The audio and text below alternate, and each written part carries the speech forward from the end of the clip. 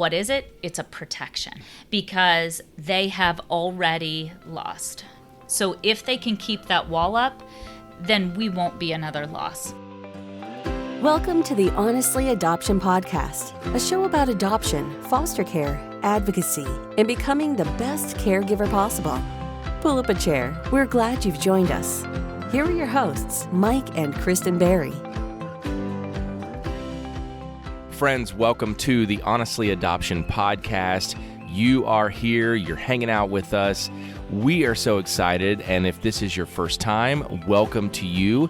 We hope you enjoy this show. This is Season 25, Episode 225, and in this episode, we are jumping into a topic that a lot of you can relate to, and it's probably a topic that frustrates you, and that is, why does my child reject me? I'm giving them good things. I'm doing everything I can to care for them and love them, and they just keep pushing me away. It's hard. That's tough. It's frustrating. It's exhausting, and it's just defeating. But there are answers, and we're going to jump into that and give you guys some hope. Listen, if you haven't done so already, make sure you visit honestlyadoption.com/podcast. You can check out our past episodes, and you can even learn more about the work we do at Honestly Adoption, especially if you're new. You definitely want to jump over there. We've got some free gifts for you, some free downloads. We're all about helping you become the best caregiver possible, and it starts over at honestlyadoption.com. And listen, we'd love for you to rate the show. We'd love for you to jump over to Apple Podcasts, Spotify, Stitcher, all these places where we publish the show. Rate the show, leave us a review, good or bad, you guys. Seriously, it helps those algorithms, helps us get this show out to more people. And plus, we just love your honest feedback. So definitely do that. We would be honored to have you guys, to just hear your words on how the show has impacted you, and even what you'd love to see on the show. Man, let's do that, right? I'm sitting here on a beautiful spring morning. If you hear some birds chirping in the background, that's because I'm out here on our covered porch recording this intro. And man, I could just sit here all day. I'm watching the sunrise. It's beautiful. But we've got a show to do. And you guys, this burning question, why does my child reject me? You want answers to. And I get that. We get that. We are here to give answers. We hope you get a lot out of this.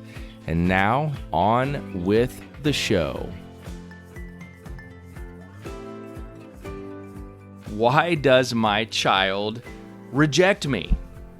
I mean, how many times in our journey have we felt utterly and completely rejected? And back in the day, before we really learned how trauma changes our children's brains and how it rewires their way of interacting with the world, man, we thought this was all about us. We thought that we were doing something wrong. We were screwing this up. You know, that was our journey. But we learned some valuable truths with this. Yeah. I think so much about parenting is just changing our perspective.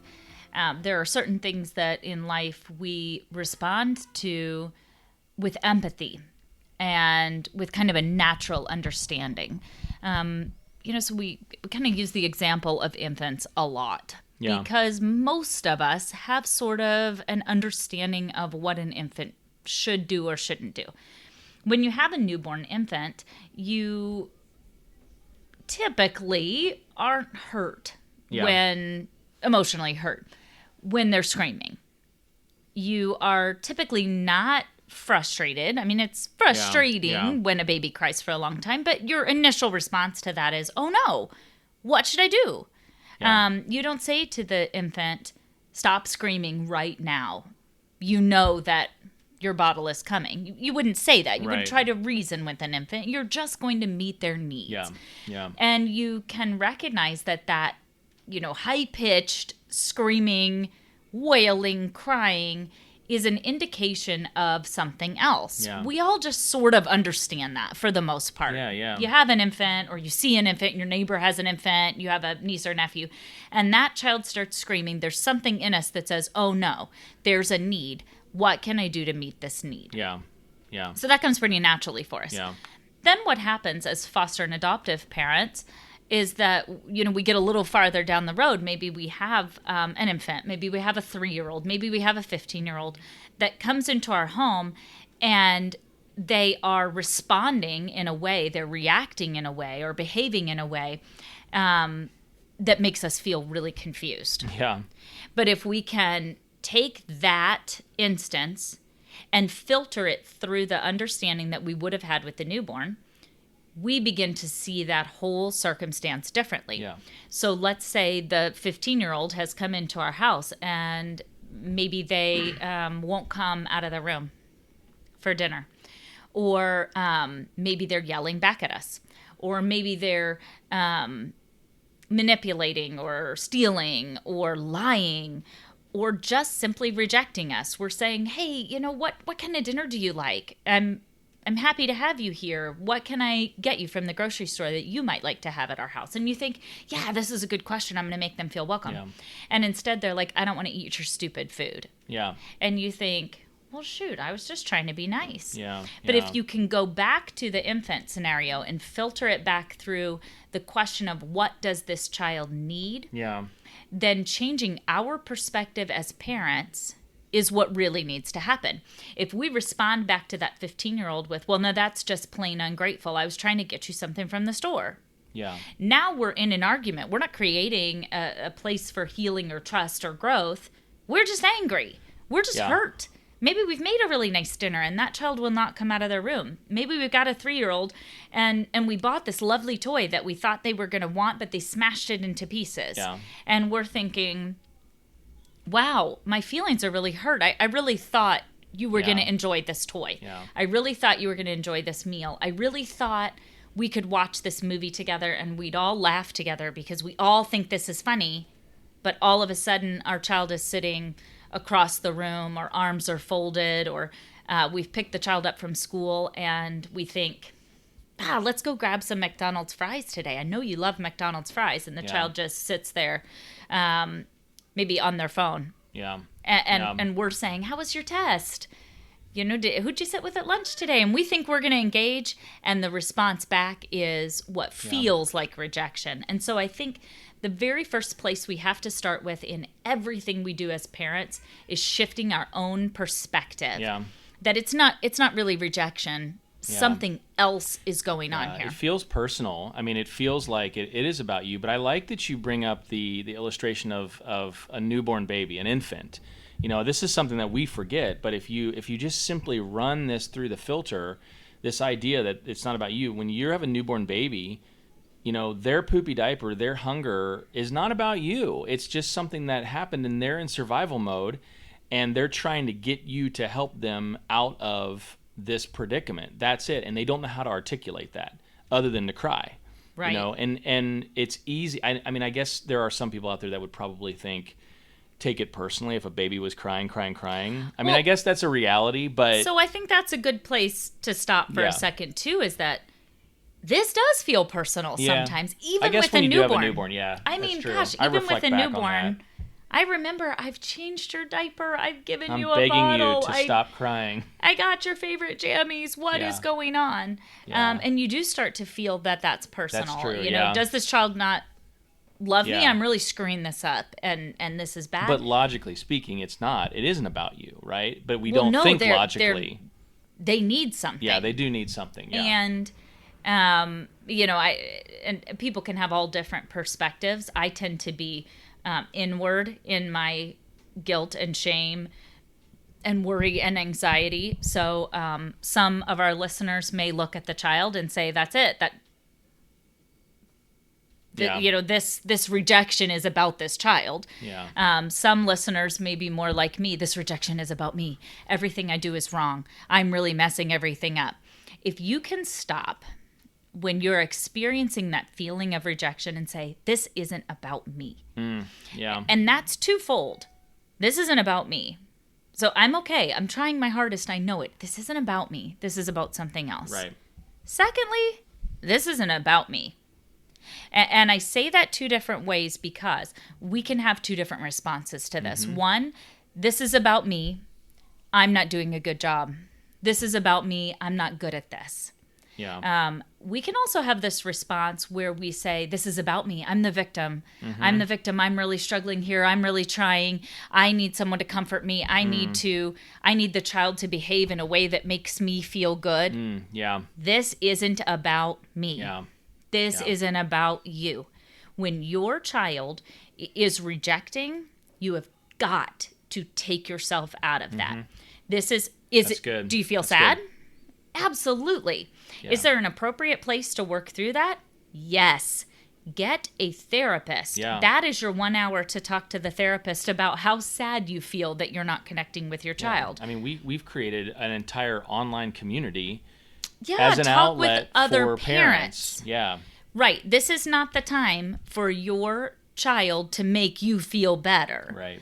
This is about you connecting with a trusted person Yeah. and saying, okay, I need to lay it all out here. I feel awful. Well, and if you That's think, an appropriate place. Yeah, if you think that your child this is for any parent, right? Right. If you think that your child is going to make you happy or going to fill this sadness in you that you feel because you feel like this is about you, then Right. you are setting yourself up for failure as well as the child. Right. Because that's not the child's role. Right. You're, Parenting is not about you. it's not about you, yeah. So, Yeah. therefore, Yeah. What do we do? that feeling of How do we rejection respond? is not about you. Well, I need answers. right, there's a way to go from Yeah. as a parent or a caregiver to go from feeling like the victim to being a confident caregiver. Yeah, and that's that's good. what we want to shift to. We can't actually help our children heal until we are in a positive place ourselves. Yeah. So when we can understand a little bit about what's going on with our child, we can actually gain confidence. So let's go back to the scenario where the child won't come to dinner. We've made this nice dinner. We know it's something they like. We're all sitting around the table as a family. And maybe it's an expectation like it is in our home. You sit at the table. If you're not Yeah. hungry, that's fine. You can just sit there and chill out with us. But we have this child that will not come to the table. We've got two different ways we can respond to this. One, we can go in guns blazing. You are going to come out of your room right now and you are going to sit down at this table. We can go to the child and maybe we're feeling hurt and we say, I'm just so hurt. I tried so hard at this dinner and I'm so sad and I need you to validate me by coming to dinner. Yeah. We can go to the child and say, hey, listen, it's dinner time. Maybe something else is going on. That child says, I'm not coming to dinner. Or maybe the child says, I'm just not hungry. Or maybe the child just, is giving the silent treatment. We all respond differently to our feelings. So we've come upon this thing that feels like rejection. Another way that we can respond to that is to stop, view this behavior through that shifted perspective. What's actually going on? I'm not being rejected. Something is going on with my child. Yeah. They are needing something. They're feeling something. Yeah. We can actually go back to the table. We can say, hey, I see that you're feeling really upset. You know how important it is for us to eat dinner together as a family. But tonight, why don't you go ahead and chill out in your room and I'll come check on you as soon as dinner's over. Now, we have just totally changed our response to that behavior. Yeah. When we take ourselves and our feelings out of it, we can actually stop. If you, again, go back to the baby, you don't say to the baby, I need to reason through this with you.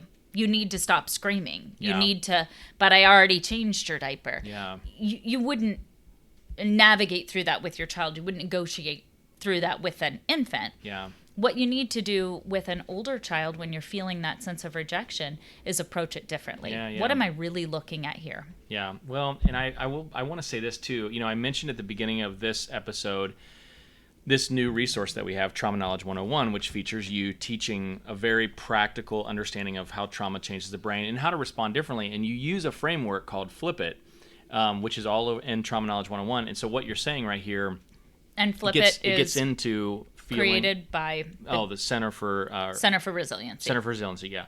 And that's centerforresiliency.org, I believe, is where you can find that. But it's over on Trauma Knowledge 101 on the download. You can find it. We have a quick link there. But, I wish I would have created it, but I'm not the one who created it. But so. what you were just saying right there about responding to the child, I can see that you're feeling it. You're validating the emotions. You're seeing the child, but then in the way you just said it, and I can't articulate it the way you as good as you just did, but the way you just said that, you validated the child's emotions, but then you also set a boundary. You set a limit for them, and then you prompted them to do something different. You changed it up, and I think that's those are key points in the Flip It model. Just a little plug for Flip It, but the way you just said that was perfect, because that's that simple framework for being able to you're able to lower the emotional temperature of a room just by doing those three things you just mentioned. You validated the feelings, you acknowledged the feelings,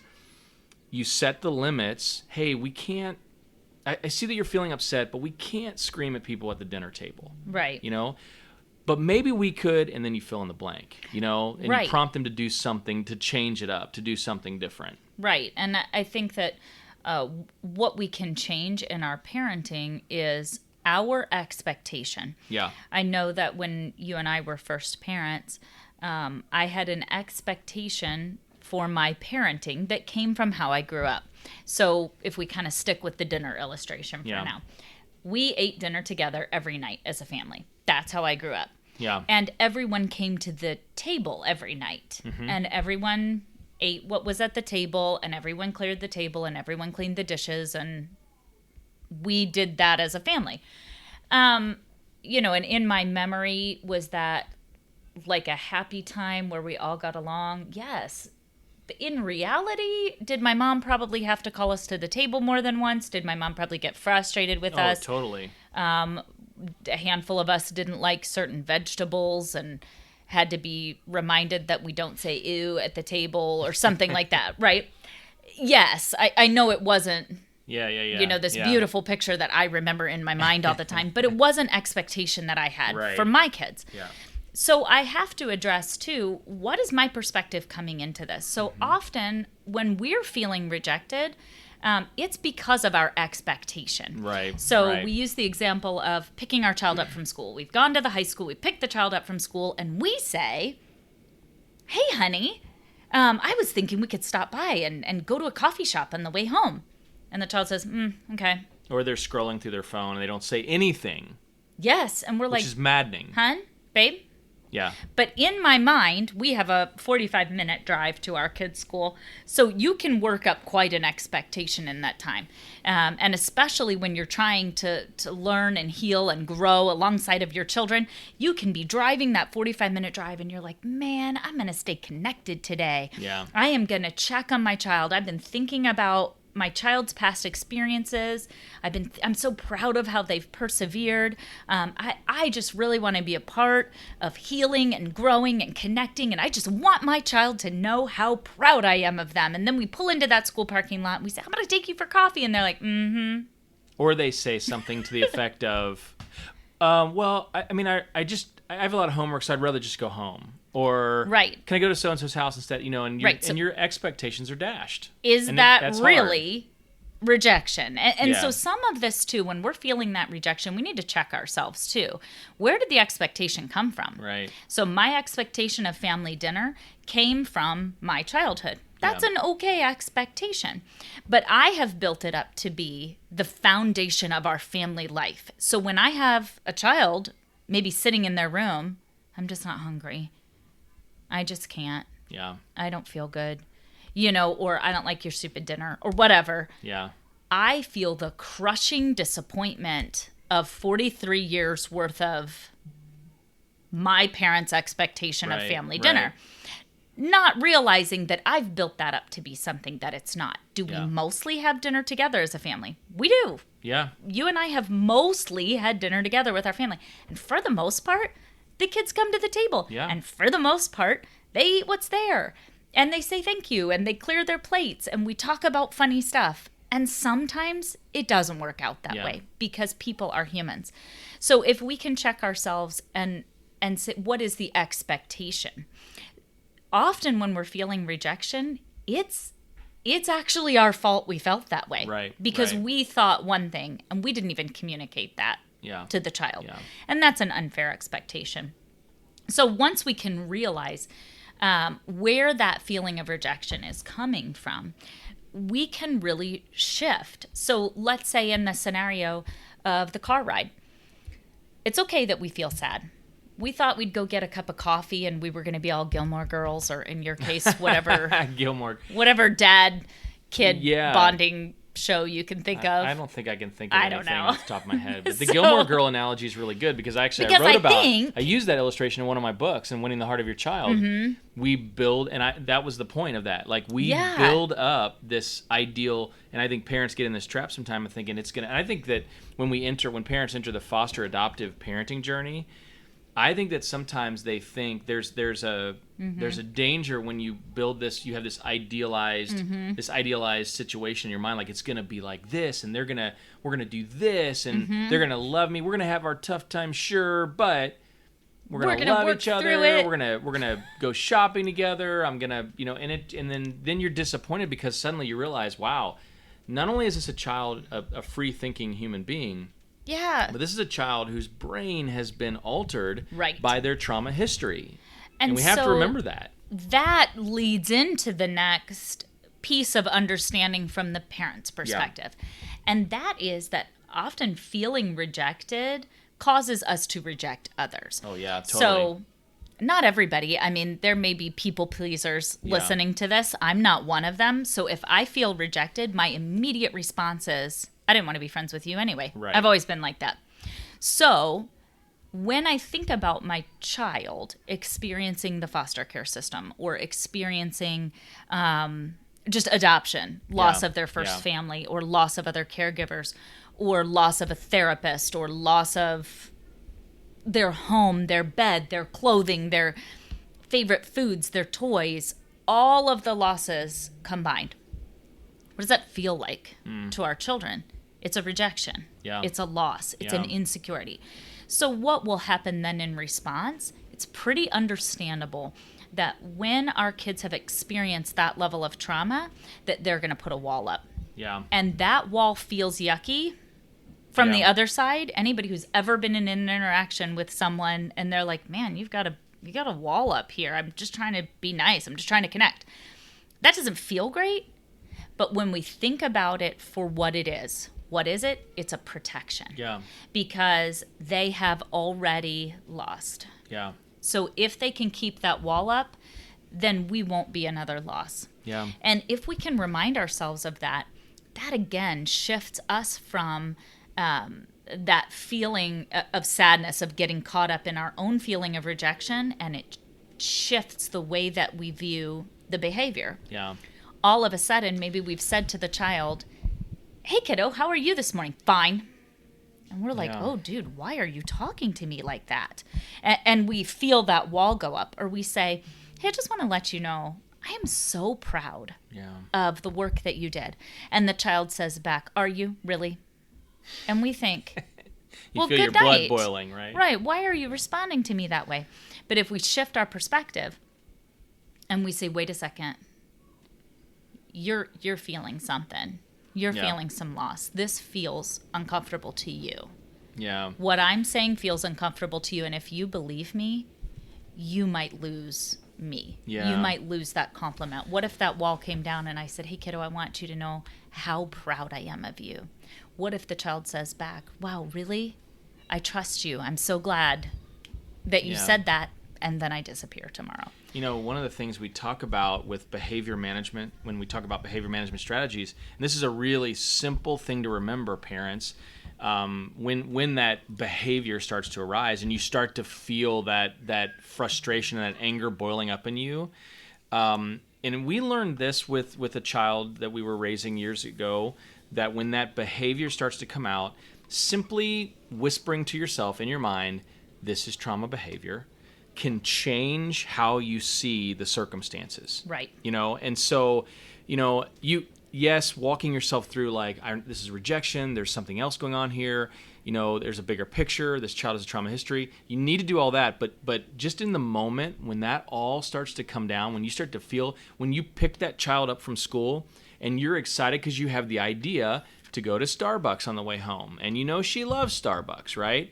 But she gets in the car and she's scrolling through her phone so fast there's smoke coming off the screen, or she looks at you and says, well, I would rather just go home because I'm really tired and I just want to take a nap. And you're like, seriously?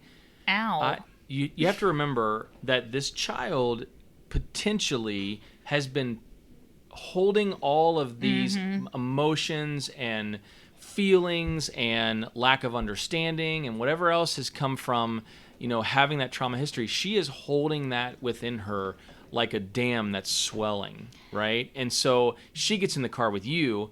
It's a safe place. You're a safe place. And suddenly the dam bursts. It's not about you, right? But simply saying this is trauma behavior. I have to remember that. I have to give this child compassion. I have to respond with grace.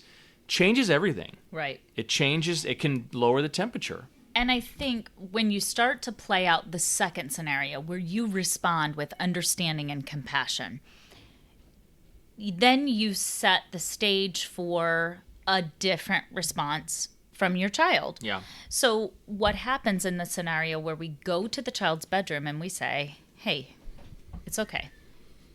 I don't know what's going on with you today. Yeah.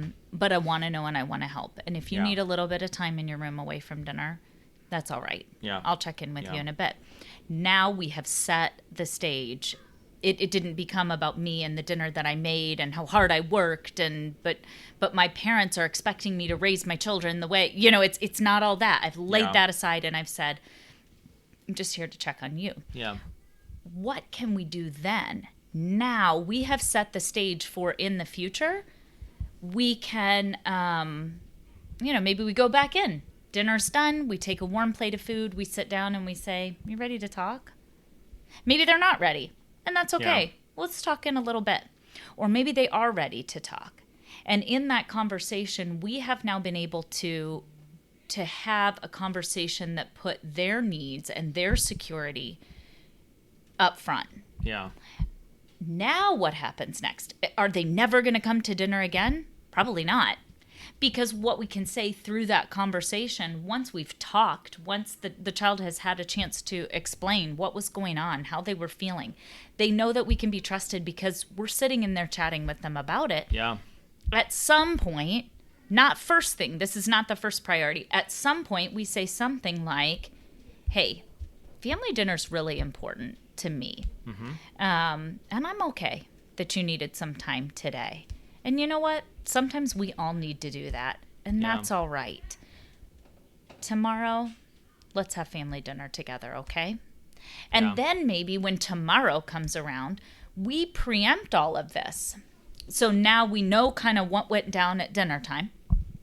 And maybe an hour before dinner or while we're picking the child up from school, we say, I want to check in. How are you feeling today? Yeah. Did everything go better? How'd that fight with your best friend turn out? Whatever it was, we're now engaged in that before family dinner. Mm-hmm. I'd like to have family dinner together. But in the long-term goal of my family is healing above all else. It is healing and connection and security. And so we'll often find that rather than drill down on whatever our expectation was as a parent, that it is better to wait for things to re-regulate and then talk about that later. Yeah. Wow, you really were struggling today. Thank you for sharing that with me. Yeah. Listen, I do want to talk to you about saying that dinner was disgusting. I do want to talk to you. I know you could tell that I felt sad that we didn't go for coffee today. But I want to let you know it's okay for you to want to come home and have a little break after school. It's okay if you just need to veg out a little bit.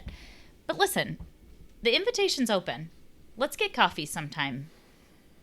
Yeah, and later. Sometimes that's what you have to do with, and we have lots of parents that will say to us, but what happens if I say that and they say, well, I don't want to talk to you, or well, I don't want to do that. Fine. That's fine. That's a key aspect of connection. I know it sounds really contrary for me to say that, but when you can respond, we like to call it keeping the door open. Always keep the front door open, figuratively and probably literally speaking, right? If your child's an adult and you're dealing with rejection with them, but an important catalyst to building trust and building connection is being willing to say, hey, that's okay. I just want you to know I'm here if you need me. What you will find is that more times than not, that child is going to come to you, not always, and they are going to say, hey, can we talk about whatever it is, right? Or I'm really sorry I said that.